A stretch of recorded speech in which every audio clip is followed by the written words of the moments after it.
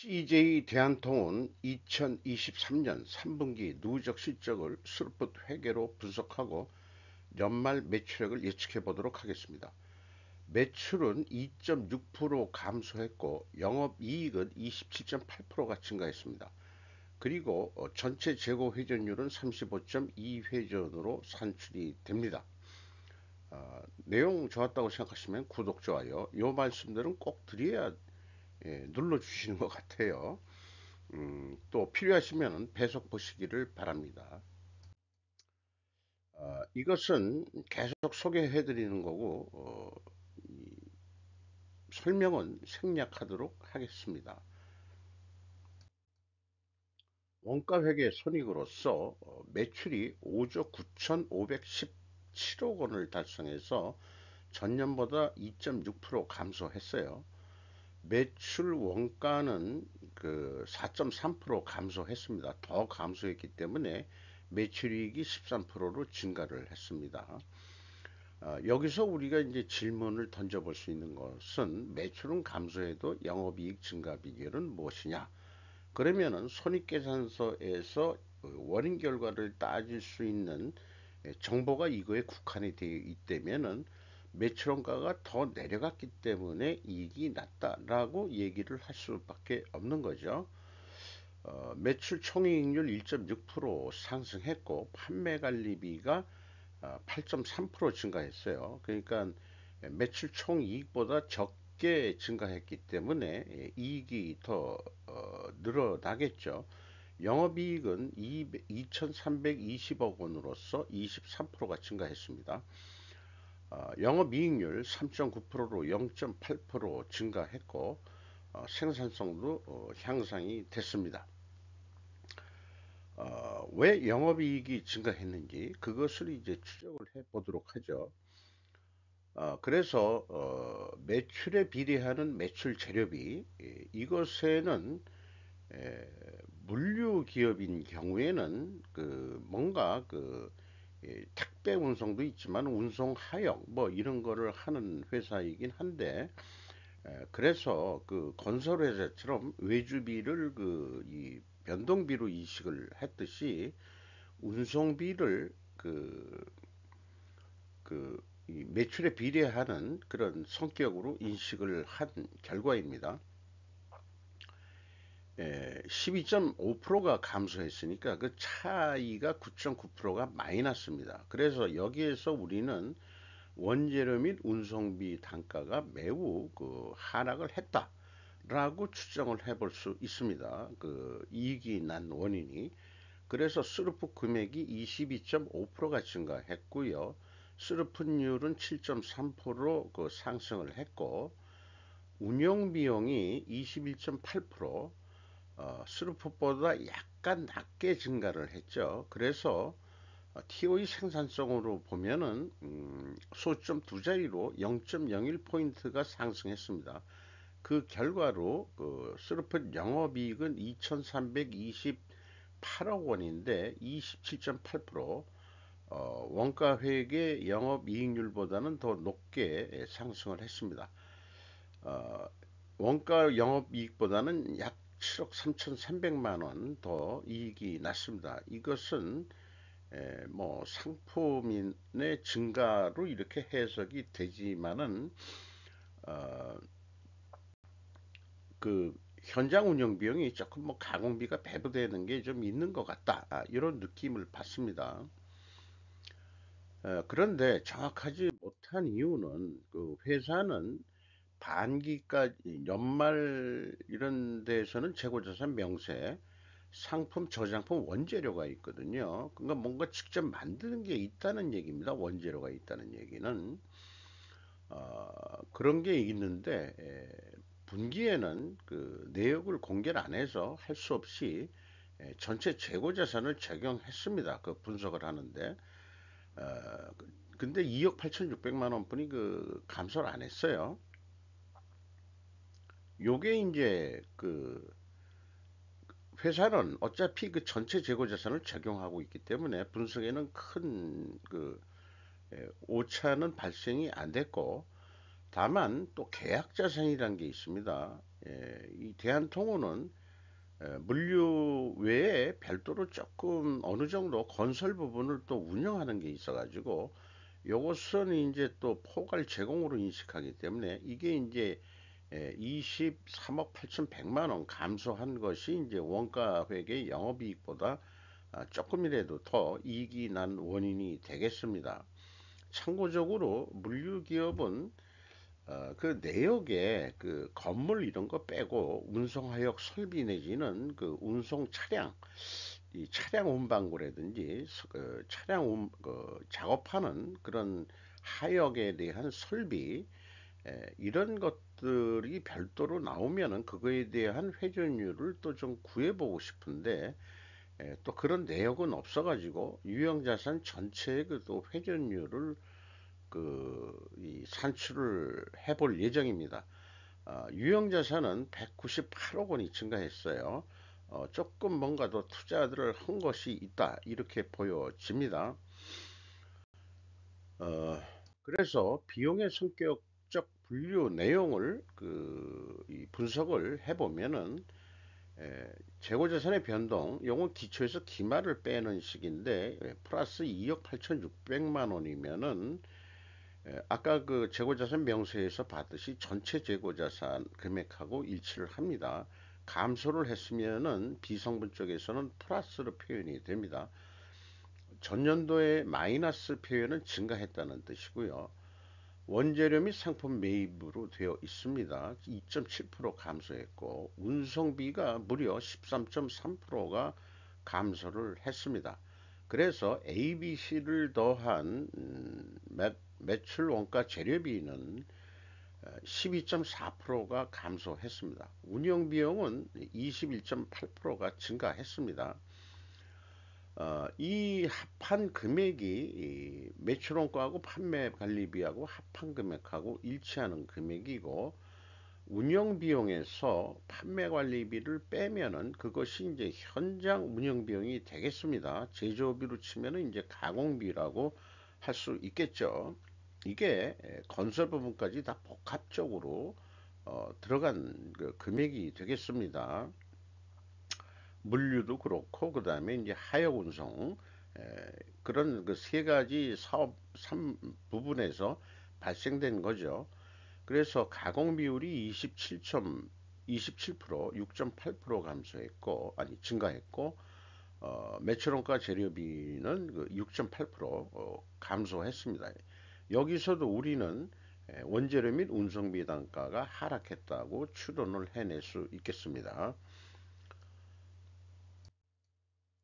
재고자산 매출원가 회계 투명성 검증 3단계로서 갭이 23억 8,100만 원이 있어요. 이것이 무엇이냐 하면은 결국 계약자산의 증가액이 되겠습니다. 이것을 계약자산의 증가액을 가감하면은 일치를 하고요. 재고자산 2단계도 일치를 합니다. 요 2단계까지는 좋았는데 대한통운이 분기에는 또 현금 흐름표 내역 주석이 아무리 찾아봐도 안 보이더라고요. 그래서 이게 이 현금 흐름표 기준 전체 재고 자산의 증감액은 죄송합니다. 검증할 수가 없었습니다. 운영 비용에서 인건비가 4,035억 원이 집행이 됐는데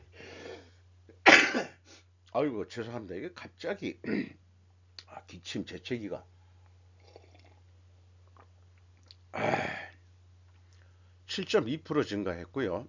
직원 수는 393명이 증가를 했어요. 회사 규모는 계속 늘어난다 이런 얘기가 되겠네요. 근데 평균 임금이 7,720만 원을 이걸 끊었다가 다시 해야 될 것 같은데 그냥 진행하겠습니다. 한 1.1% 정도 증가했습니다. 상승을 했어요. 작년인가 CJ 대한통운이 그 택배 노조들이 그 스트라이크 파업을 일으켜서 그 본사 건물을 점유하는 그런 물리적 그 파업까지 일으킨 적이 있죠. 택배비를 인상했는데 택배 직원들한테 대한 혜택은 없었다. 그런 내용인데 택배 회사에서 연봉을 얼마나 줄지 모르겠지만은 종합적으로 택배만 놀려줄 수는 없을 거 아니겠습니까? 그 대한통운 입장에서는 다 그 부문적인 이기주의들 때문에 저건 뭔가 그런 그 노조들의 그 파업회기는 그 정치하고 무관했으면 좋겠는데 아무리 봐도 뭔가 그 외부 세력의 그 영향력 같은 것들이 있는 것 같아요. 제가 그 쿠팡을 그 분석을 그 비공개 기업이 아니고 미국에 공개를 했기 때문에 우리나라에서도 그 공시를 하긴 합니다. 아, 근데 제 지금 기억으로는 쿠팡이 그 연봉이 더 높은 거로 알고 있어요. 그러니까 비교 대상이 되니까 그렇게 되는 건데, 쿠팡은 전문적으로 그 택배 하나만 가지고 그 물건을 또 직접 팔고, 아마존을 흉내내는 것 같아요. 쿠팡은 물량 공세로 돈이 있어야 그거를 할 수 있는 건데, 일일 배송, 반나절 운송, 이런 전략으로 그러니까 대한통운은 그 택배만 이 우선시에서 그 발전 전략을 세우기는 좀 어려울 것 같고 그런 것들이 좀 느껴지긴 합니다. 그러면 그 대한통운에서 일하지 말고 쿠팡으로 가. 그러면은 될 거 아닌가? 그런 아주 그냥 아주 그냥 단순하게 무식하게 또 제가 얘기를 해볼 수 있겠죠. 잠깐 실례하겠습니다.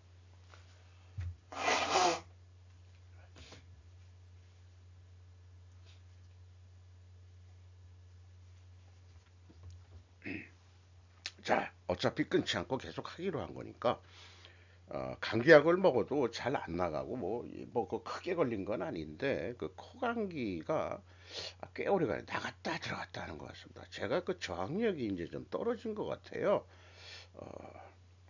좀 나이가 근데 옛날에도 많이 걸렸어요. 감기에 대해서는 제가 그 면역력이 좀 그 감기약은 특효약이 없는 거니까 뭔 사이드 얘기로 자꾸 빠지면 안 되는데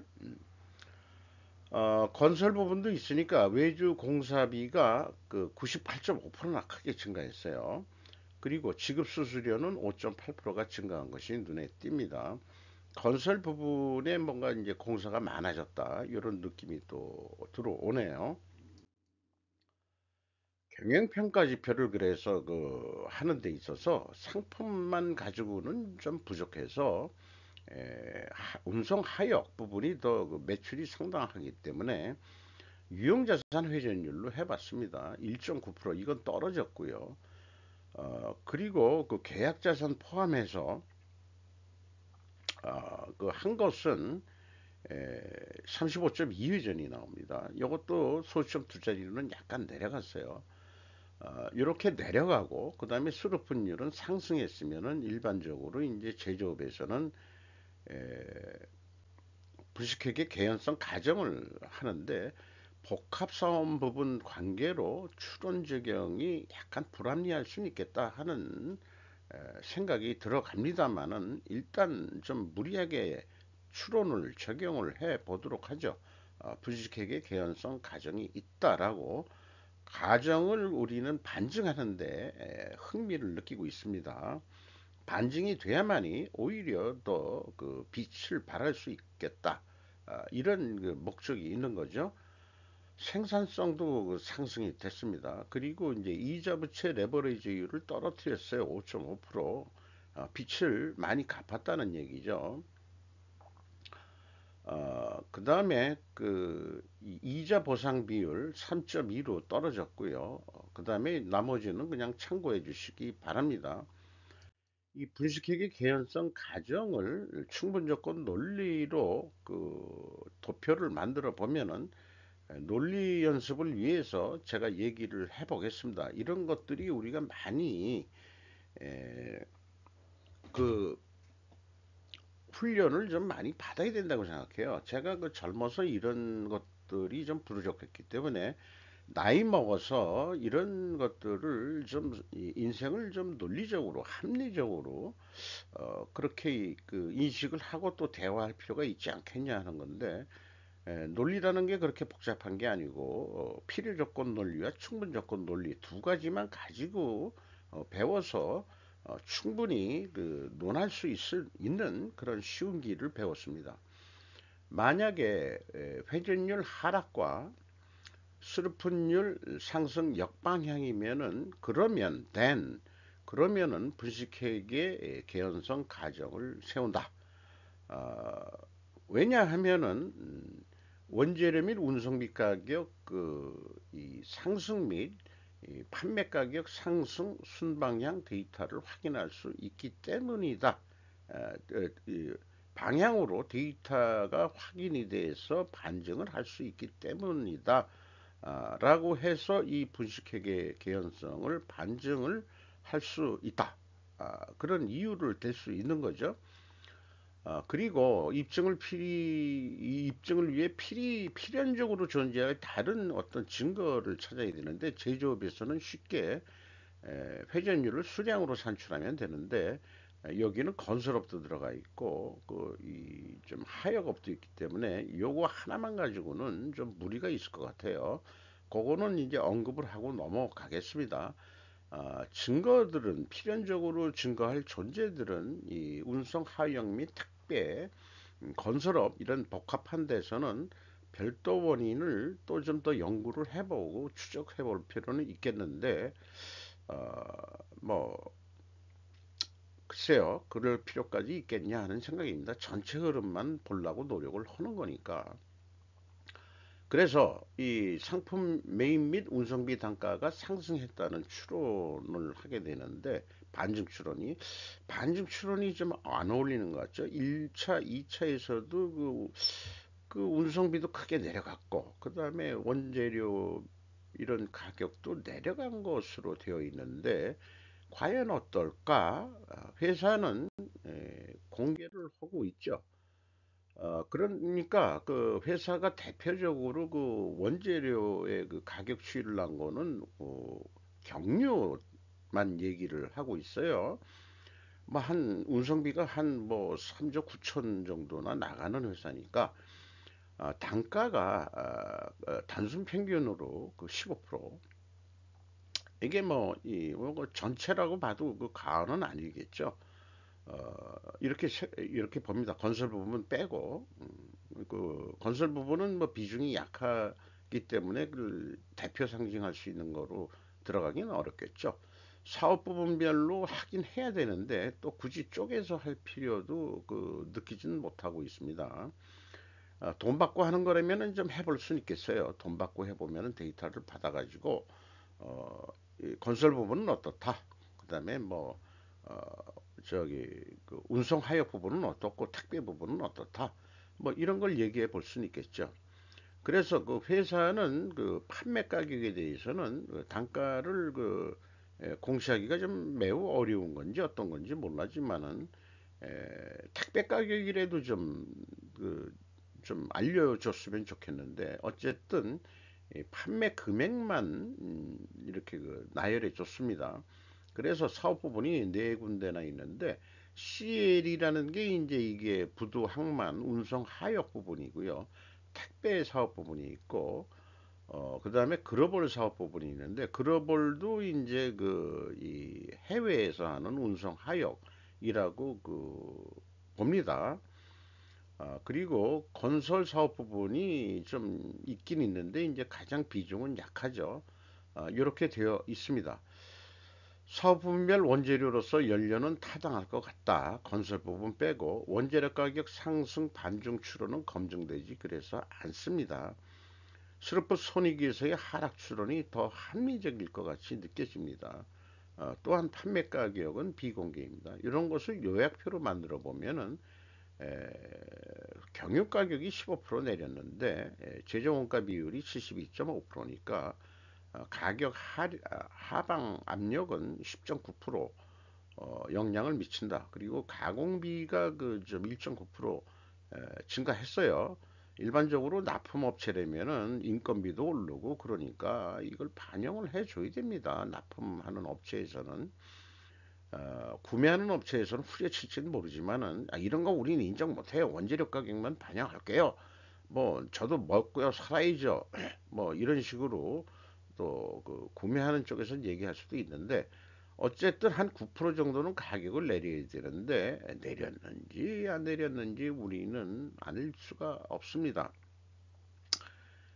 택배 가격 내렸나요? 경쟁인가요? 택배 가격이 그 영리 기업인 이런 대한통운이 옛날에는 약간 공공성격이 있었는데 우리나라의 그 물류 쪽에서 택배 쪽에서의 공공 부분은 우정사업본부가 있습니다. 그 최근 노조가 지난주 토요일 날 주말 때 그 민영화 반대 민노총하고 한국노총이 합동해서 웬일로 걔네들이 합쳤지? 민영화 반대 집회를 열었어요. 공공기관에. 음, 일본은 그 우정사업본부 우정국이라고 그러죠. 일본에서는 갑신정변이 우정국에서 일어났듯이 이 세상의 변화는 그때는 이 전신 전화 이런 걸 다 거기서 했죠. 그래서 이제 그 세상이 발달하니까 이제 그 전신 전화는 이제 한국통신으로 또 그렇게 발전이 됐고 우편이라든지 이 배달이라든지 이런 것들은 이제 우정사업본부가 지금도 공공기관으로 남아 있는데 거기에 가서 조금 잠깐 일을 해본 적이 있습니다. 컨설팅 그런 부분으로 어, 그래서 조금 우정사업본부에 대한 경험이 있는데 이 택배가 그렇게 이익을 많이 남지는 않습니다. 적자가 올 때가 많는데 우정사업본부는 그런 거를 그대로 지금 우정사업본부는 끌고 갑니다. 그리고 전국적으로 지점이 많아가지고 우리가 그 지방 소멸이 된다고 하는데 우정사업본부가 없으면은 외지에 있는 택배 이거 어렵습니다. 그 영리 기업들은 그런 데는 안 가려고 그래요. 그래서 남는 게 없다 이거죠. 그러니까는 민영 회사들이 자기네들이 가야 될 때를 우정사업본부 택배사업부에 거꾸로 맡기는 경우도 있습니다. 돈이 안 남더라도 그런 거는 그래도 서비스를 해야 되죠. 거기까지 가야 되니까.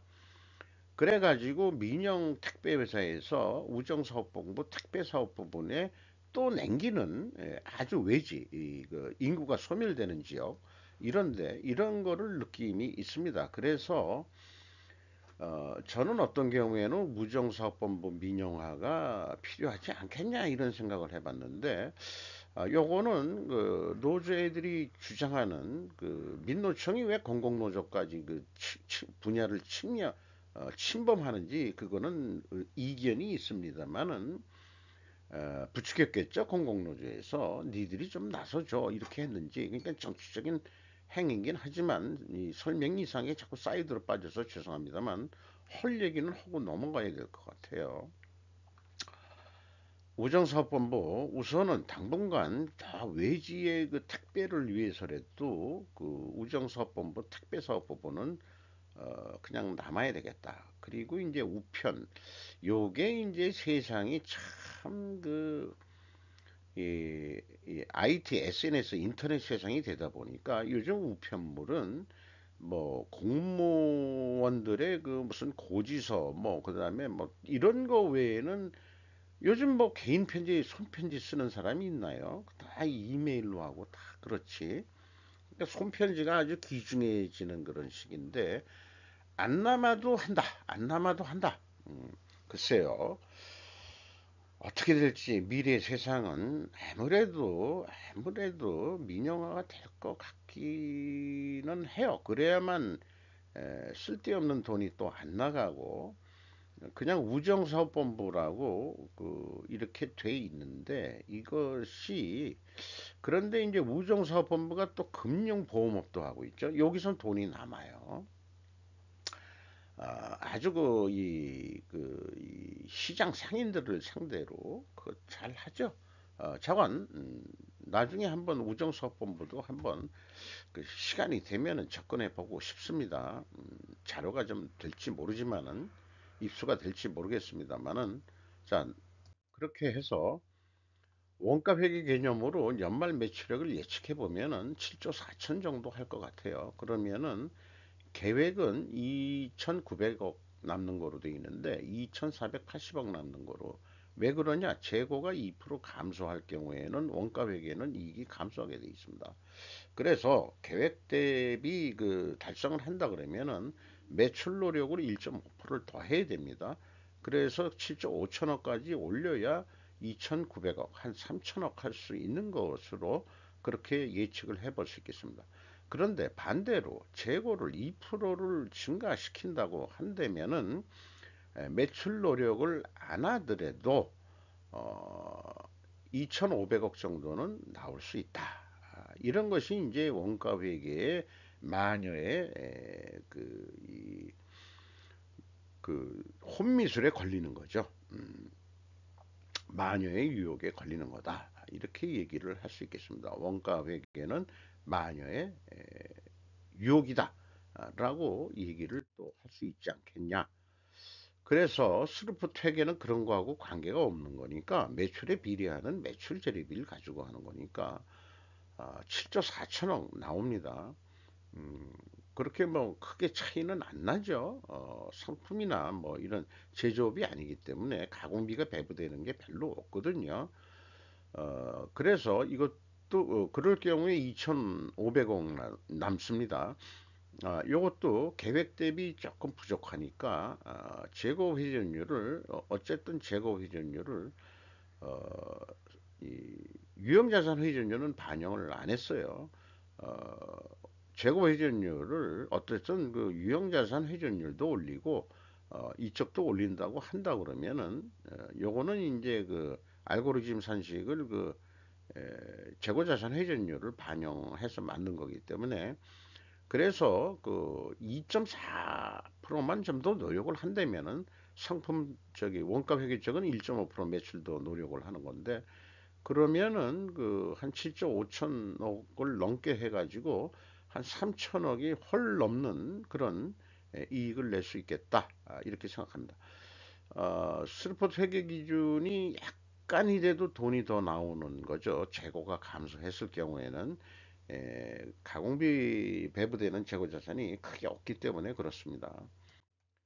그래서 재고가 감소할 경우에는 여기 나와 있는 대로 재고 회전율이 상승하고 이익이 증가하게 되어 있는데 요 통계치는 일반적인 거고 그 대한통운은 내려갔죠.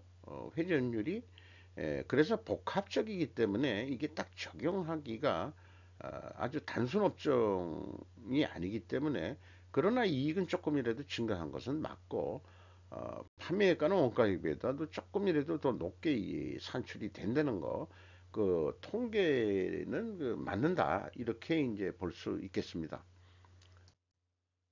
주가는 11만 2,800원으로서 연초보다 19,100원이 증가했고요. 장부 가격 대비 63% 선까지는 올라갔습니다. CJ 제일제당이 40.16% 지분을 가지고 있고 연금공단이 8.88%, 네이버가 7.86%. 네이버가 아마 또그 유통 영업을 하죠.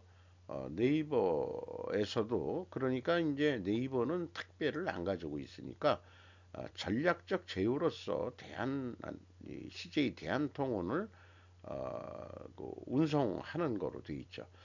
그런데 이제 아마존도 그 소개한 그 유명 유튜버도 있고 그다음에 이제 쿠팡 이런 데도 있습니다만은 그 택배업의 그 운송까지 상품도 직접 취급하면서 규모를 늘리기 위해서 직접들 하고 있죠. 네이버는 운송까지 이런 거 하기에는 좀 어려울 것 같아요. 그러니까 아무래도 이것은 이제 구색 맞춰 네이버는 구색 맞추기 정도 하는 거겠죠. 어, 아마존이 좀 뭐 아주 그 책 장사에서 시작해가지고 어마무시하게 큰 그런 발전한 기업이 될 것 같고 외국인이 그래도 한 13.08% 들어와 있습니다. 이상 CJ 대한통운 분석을 하고 예측을 해봤습니다. 마치도록 하겠습니다.